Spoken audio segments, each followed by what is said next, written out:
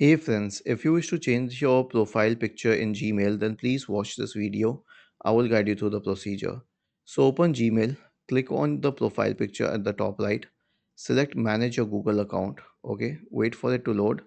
Now go to personal info, the second tab, and then under profile picture, you'll notice this little camera like icon. Click on it, select add profile picture. You can select it from illustrations, Google Photos, but since it is your profile picture, I suggest you adding it. I'll go to my computer and I'll say upload from computer, and then I'll upload a good image from the computer itself. Okay, it is uploading the picture, and in a while it will appear. Now you can crop it, click on next, and then save as profile picture. And now it is saving the profile picture. Was this helpful? If yes, then please subscribe to the channel. If not, then let us know in the comment section of the video on how we could help you further. Thank you for watching this video and have a nice day.